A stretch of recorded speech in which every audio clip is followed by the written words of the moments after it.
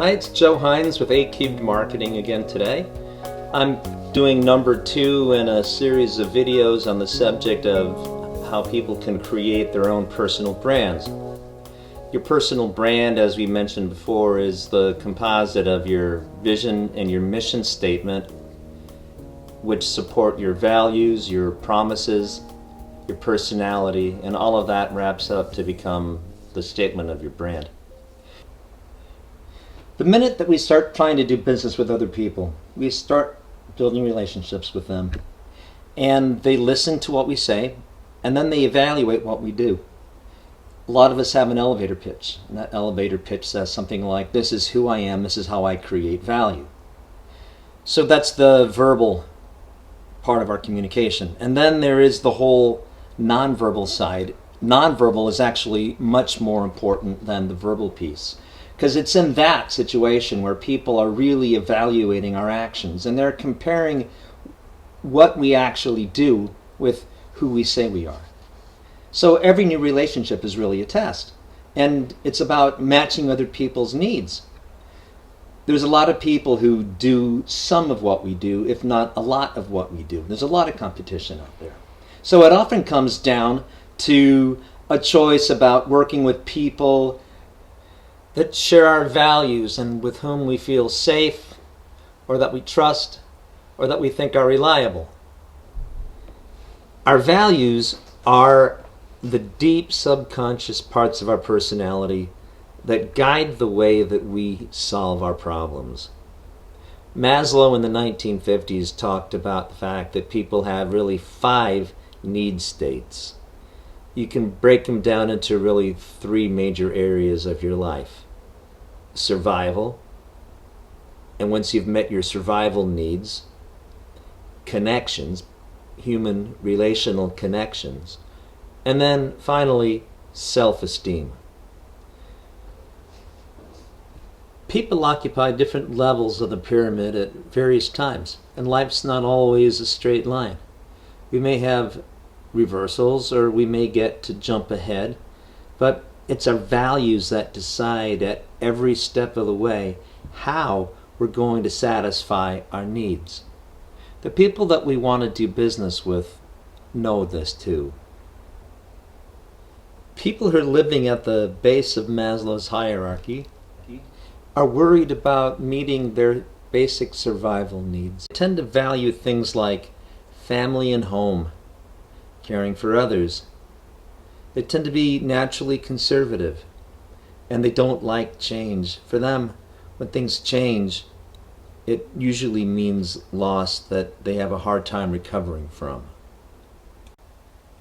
Midway up the pyramid, people are focused on connecting with others. It's a time in life when, the base survival issues are covered, and the drive is really to make personal, professional, even intimate connections. People want recognition from others, and they want to belong. They want to be loved, and they want to return love. It's important that they feel success. They want to be seen as successful. They want to be able to maximize the opportunities that come their way, not just for their own gain, but to benefit the people around them. They want to be in a spot where they can show off their talents and be rewarded for performance. They're on the hunt for new opportunities. And it's a very optimistic time of life. At the top of Maslow's hierarchy is a stage he called self-actualization. To self-actualize is to become self-fulfilled. Self-actualization means a lot of things to a lot of people, but it starts with a burning desire to know your own place in the universe. For a painter, maybe it's painting a masterpiece. Some people have to climb Everest. In general, people breathing that kind of high-octane air might be focused on environmentalism, or the pursuit of justice, or fairness, desire to end poverty. Maybe it's a desire to change the world for the better. Ultimately, people in this highest range of need fulfillment believe in change and they're dedicated to bringing out the best in themselves in order to make life truly worth living.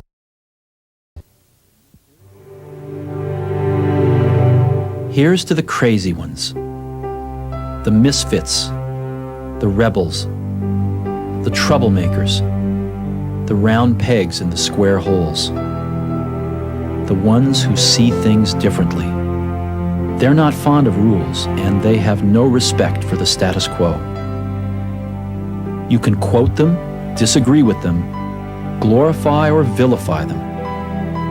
About the only thing you can't do is ignore them, because they change things. They push the human race forward. While some may see them as the crazy ones, we see genius. Because the people who are crazy enough to think they can change the world are the ones who do.